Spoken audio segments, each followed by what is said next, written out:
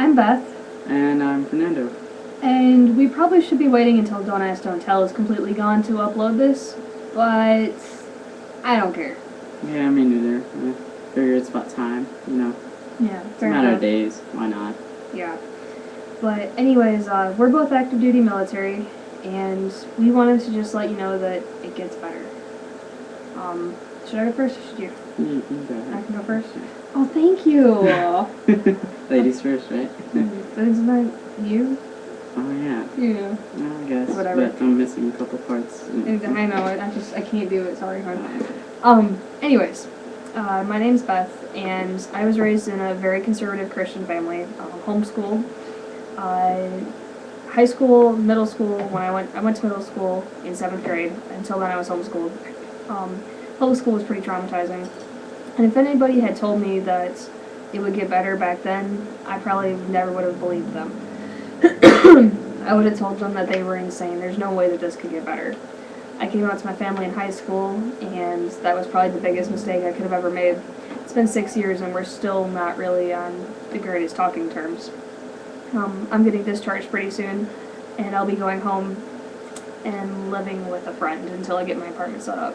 My parents are helping me find an apartment and look for a part-time job until I can start my actual new career, but they only love me from a distance as long as I'm gay. Unfortunately, we've all figured out that, there's nothing really wrong with us, and so it means that our parents and the people that we love are the ones who are wrong, and there's nothing we can do about that. But this is why, instead of my actual family, I've got a much better one now. Oh, yeah, definitely. Awesome family up here. Oh, yeah.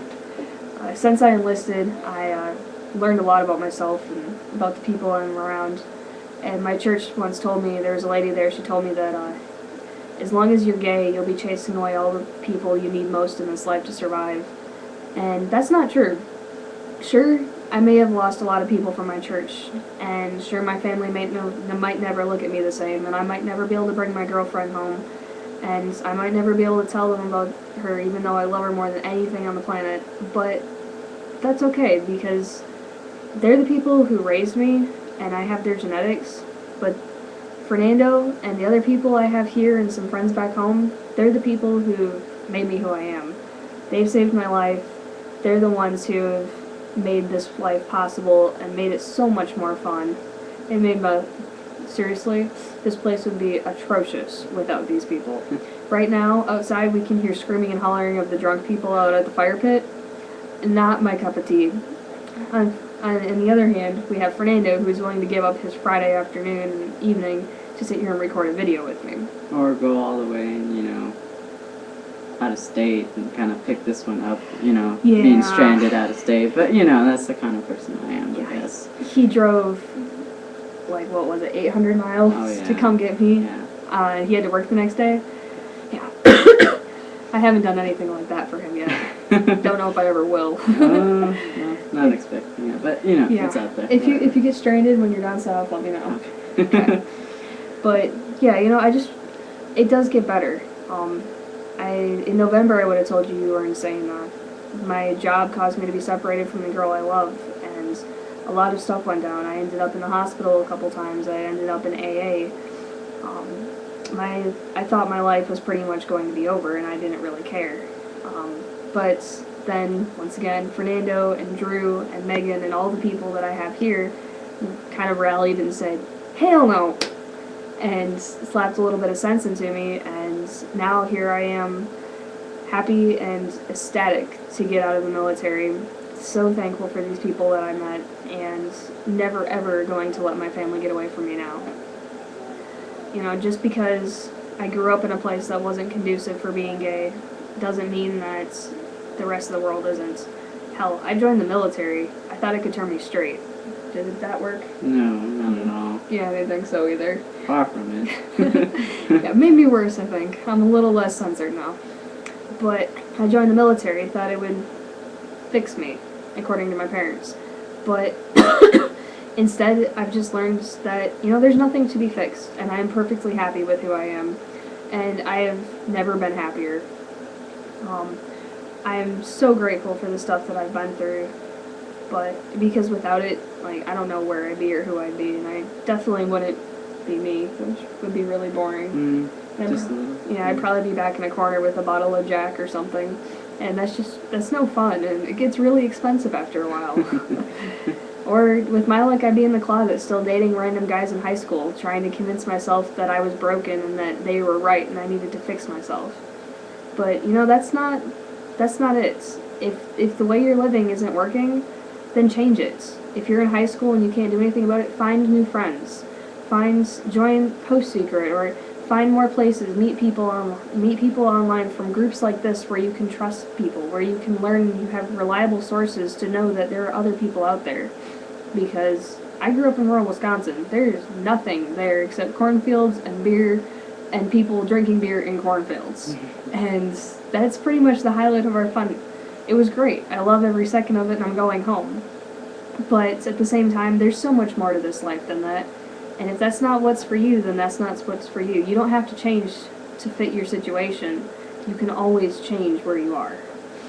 And on that note, I can't wait to get discharged.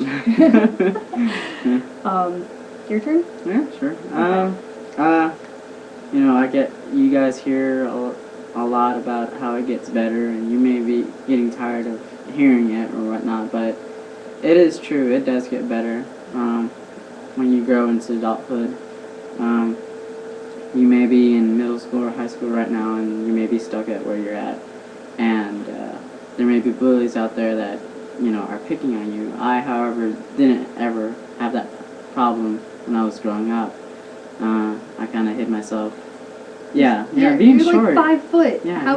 Okay. Yeah, I was just the cool kid in school, I guess. I don't know what the cool is. But besides that fact, I hid myself throughout high school, and it was kind of depressing seeing, hiding myself and from being the real person that I am now. I just always felt that it was wrong for me to hide what I really am. But it was just really hard to do it just because of the fact of the environment and how cruel kids are. Kids are really, really cruel during elementary, middle school, and high school or whatnot. And I got it. It was hard, and I even went to go out with a girl to even check whether or not I was gay or whether or not it can fix me. It was kind of wrong with me to do, and I ended up breaking up with the girl.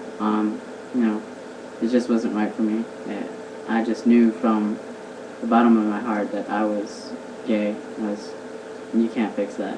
You can't fix that. I was born that way. Like, that's why we have that poster right there. Yeah, why would you want to fix that anyways? Like, I don't know. I can't imagine being boring and straight and staying in the town I grew up in and having like 16 kids and... Yeah, I don't know. Ugh. But, after a while, after I graduated high school, I came into adulthood. I came out to the real world, and I was working at a grocery store, and it wasn't for me. So I decided to join the military, and as you can see, I'm in the Air Force. But it took that long to finally get up the courage and finally say something to my immediate family. I told my siblings, when I came back for a week, and I took my whole entire family out for dinner, and I told my siblings and my parents, hey, this Don't Ask, Don't Tell is getting repealed, and on that matter or whatnot, I'm gay. And all of them just kind of looked at me. It was like, I kind of looked at them and was like, surprise, I'm gay. But all of them were accepting of it. My older brother being, my older brother or whatnot, he's like, yeah, I kind of saw that. But, it was just in a joking manner.